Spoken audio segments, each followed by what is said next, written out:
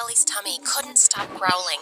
She had been hungry the whole afternoon, but it was evening now and her mom wasn't home yet. Those rich people should stop making my mom work so much. I wish we'd never moved from France. Mom didn't have to work so hard there like she does here.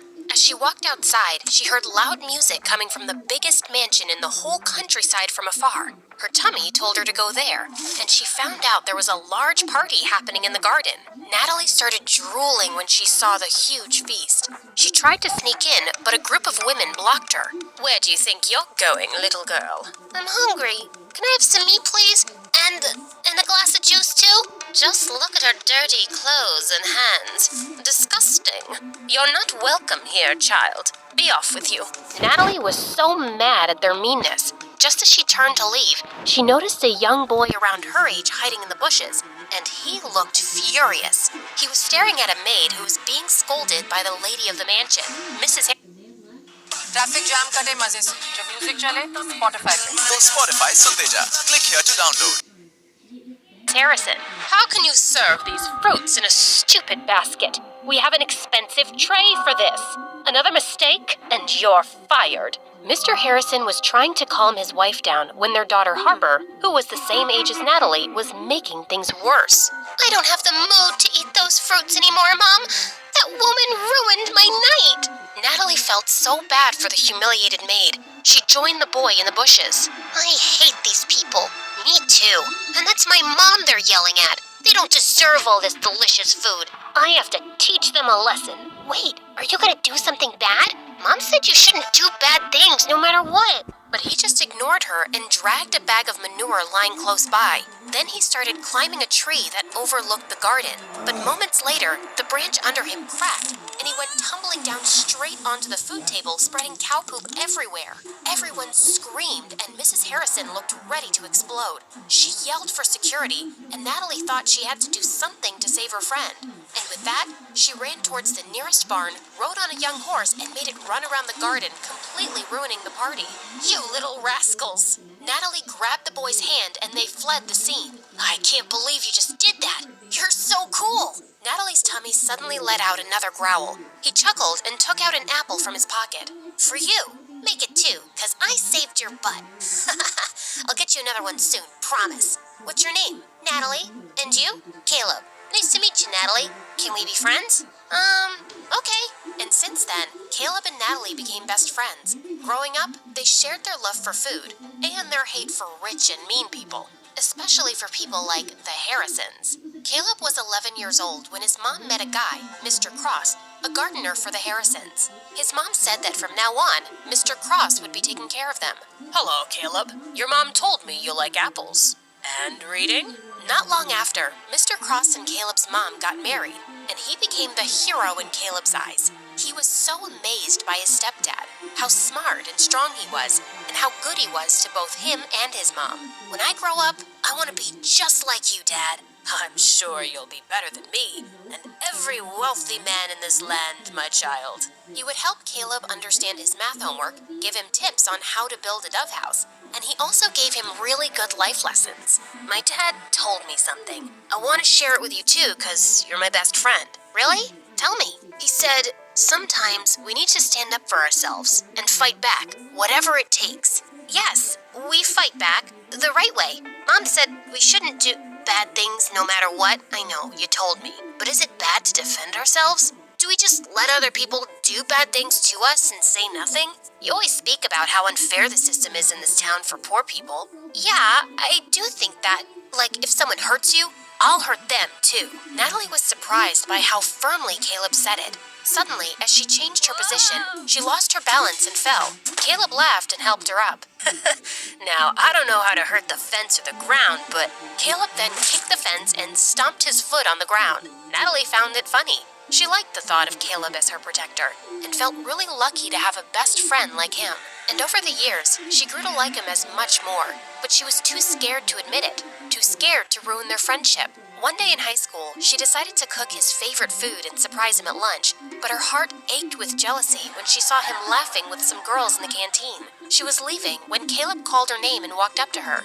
Is that for me? Before she could reply, the girls jumped in and glared at Natalie. Why are you friends with that dumbhead, Caleb? Same question. Handsome boys like you should hang out with pretty girls like us. Suddenly, Caleb wrapped his arm around Natalie's shoulder. My girlfriend is not a dumbhead. She's the smartest, coolest, and most beautiful girl I've ever known. So please, stop talking rubbish about her.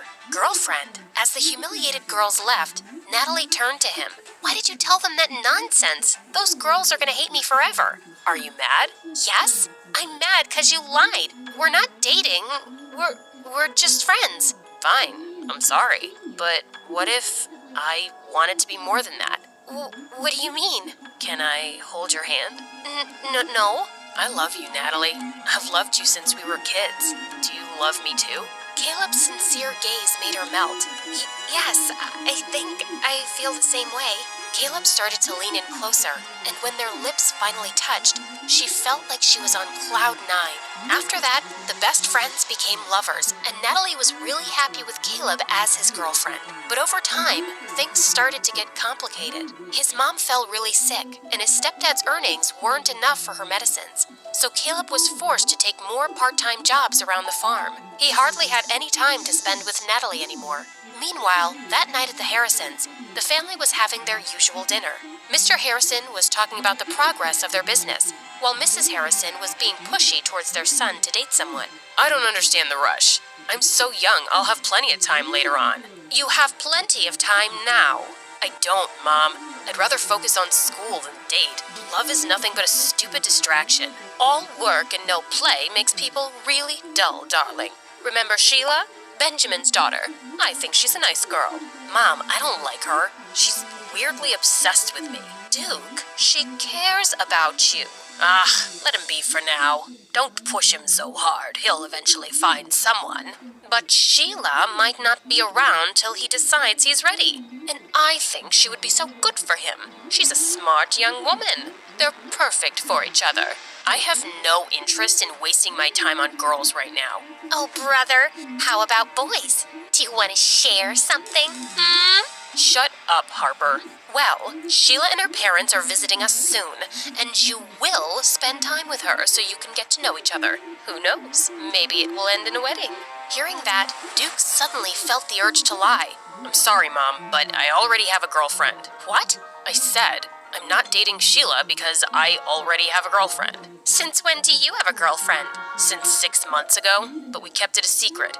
I don't want people in my business. Duke left the table and decided to take a walk in the gardens to cool off. Suddenly, he heard someone behind him and turned around to see it was just Mr. Cross. Oh, sorry, Master Duke. I didn't mean to disturb your walk. You look a little upset. I'm not. It's really nothing. Just sometimes parents can be too much. Do you have kids, Mr. Cross? A son, the same age as you. Maybe I'll introduce you sometime. Duke was feeling too preoccupied, so he just smiled at their gardener and walked off. That weekend, Natalie's mom caught a serious flu, so later that day she went to town with Caleb to buy some medicine. While they were in the pharmacy, his stepdad called him. I need to stop by a dad's friend's place to pick up a package. Wait for me in the town square. I'll be right back. Natalie bought the medicines and sat on a bench in the town square. Her favorite thing in that old place was the old horse statue in the center. They're such gorgeous and magical creatures. Just then, she noticed that its red eye patch was lying on the ground. She picked it up, and as she placed it back on, the statue suddenly wobbled. She tried to make it steady, but it just suddenly toppled to one side and broke into pieces. Holy mighty horsey! Natalie stared at the sight in complete shock. The townspeople quickly gathered around, and they went berserk. How could you be so reckless and ruin the pride of our town? Isn't it bad enough that we have to live with a foreigner who badmouths our town and its systems? And now you've ruined our cultural legacy. Some of them even started crying, and Natalie felt panic. She tried to contact Caleb, but her phone's battery was actually dead. I swear, I didn't do anything.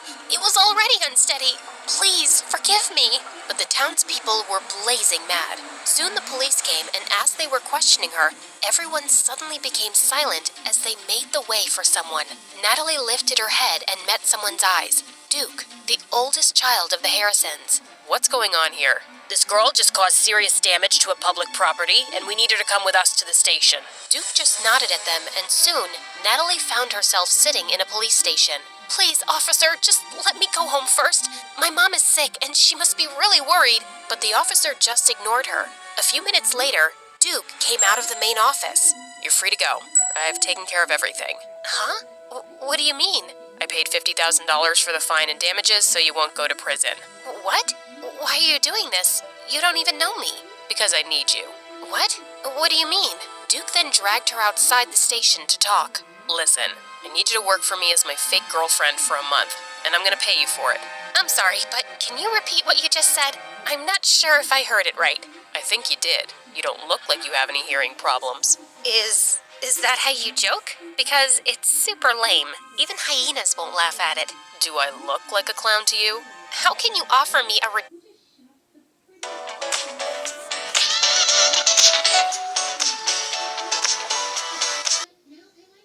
ridiculous job when you don't even know if I have a boyfriend or not? Look, I don't care whether you're single or whatever. I'm not interested. I just need you to pretend to be my girlfriend and convince everyone that we're in love, especially my family.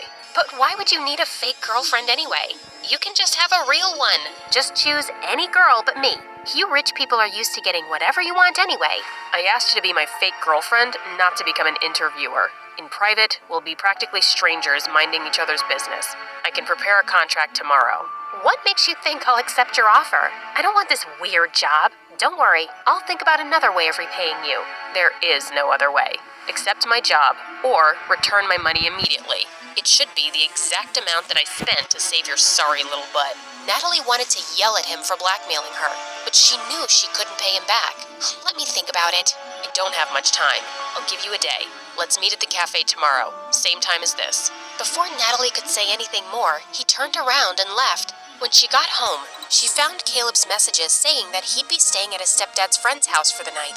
Natalie really needed to talk to him, but she was also worried about how he would react. She also didn't want to tell her mom about this yet and stress her out. So later that night, she went to her favorite spot on the farm to think it over alone. Suddenly, Caleb appeared beside her. Hey, what are you doing here? Wait, Nat, are you crying? Tell me what's wrong. She didn't have a choice but to tell him everything. Are you serious? You shouldn't have let him help you. He took care of it himself, and I could never pay $50,000 on my own. But of all the girls, why does he want you? This is stupid. I thought Harper was evil. I didn't expect that her brother would be worse. Look, if he didn't help me, I'd be cold and miserable in jail right now. But he obviously helped you just to force you into this stupid job. What am I gonna do? He left me with no choice. Seeing my girlfriend dating another guy is torture, Nat. It doesn't matter if it's fake or not. Caleb got up and furiously kicked some rocks. Okay, fine. I won't do it. I'll have to think of another solution then. As Natalie's tears poured, Caleb sighed and sat down. Okay, I'm sorry. Don't cry, please. Let's talk this over. You'll just be acting, and it's only for a month, right? And are you sure he's paying you a huge amount for it? Yes, I'll just be a fake girlfriend. I'll never fall in love with that jerk, ever. Okay, I'll agree to it, but on one condition. What is it?